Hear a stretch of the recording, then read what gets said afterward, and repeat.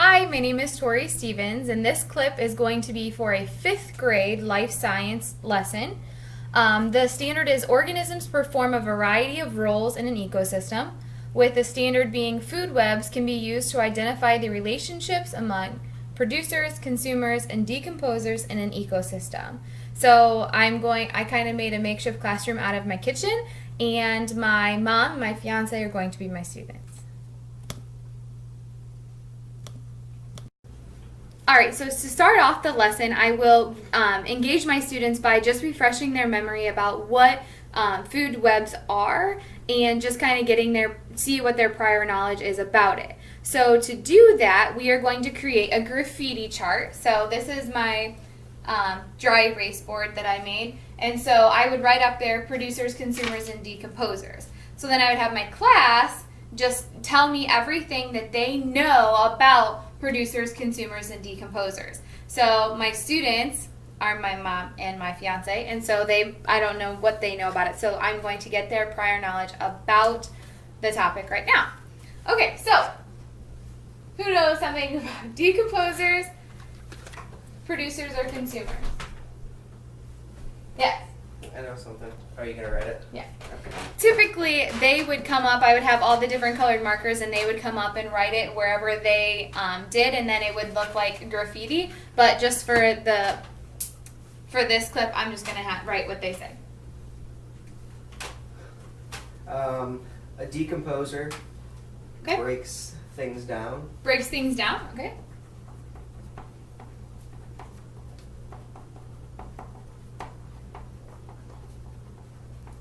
Okay. Yeah. The producer makes the things. Okay. Makes things.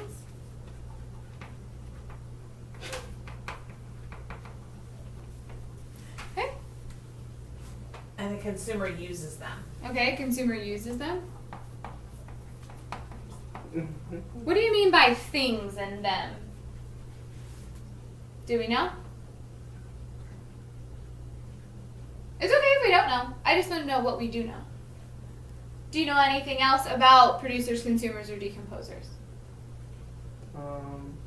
They could be people. What could be people? A producer, somebody could make something.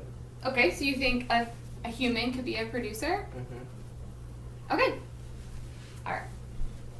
Okay, so now that we have done our graffiti chart, I'm going to show them a YouTube video. I'll put the link down in the comments. And the video is just all about producers, consumers, and decomposers.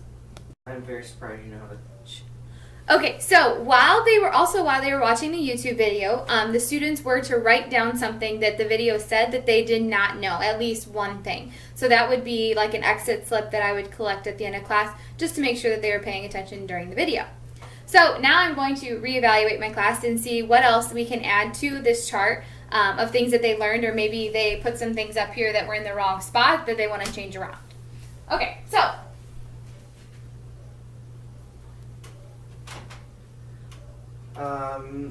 I would like to change one thing that I have up there. okay, I said humans were producers. I would like to move that to the consumer section. okay. So we're moving humans to consumer instead of producer. Excellent. What else? And I would like to say that a producer, they make things, but it would be maybe like a tree would grow fruit. Okay, so a tree would be an example of a producer.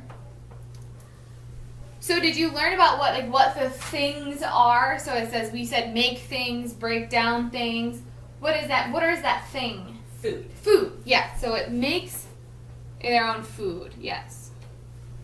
Okay.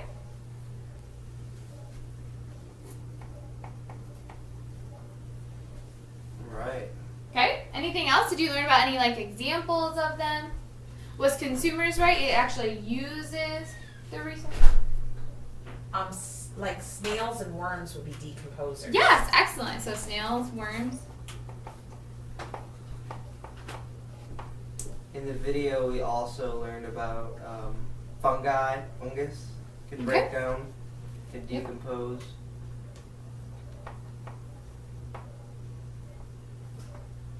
Okay, So then we would continue with that. And then these would stay up so that students can look at them and see if they wanted to add anything. And throughout the lesson, they could come up and add things as they please, maybe change them around as well. So then we were finished with that. Then we would go into a word sort. So students would be paired up, and then each pair will be given a baggie of slips. Can I talk about All right, so after I intentionally grouped my students so that they would be paired to be successful, I would give them each their baggie. And then in each of their baggies, they will pull out the 3 header pieces. And those headers are producer, consumer, and decomposer.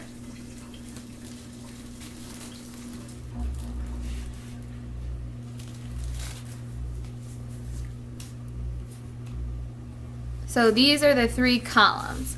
Then, as a group or as a pair, they will go through and lay out the different pieces and decide which pieces go under which column. Right here are all of our options. So they will work together to try to figure out which goes in which column. You want to take turns? Sure. I think a snail goes there. Right. Ooh, an elephant. I think an elephant would be a consumer. Me too, yeah. I think a human is a consumer as well.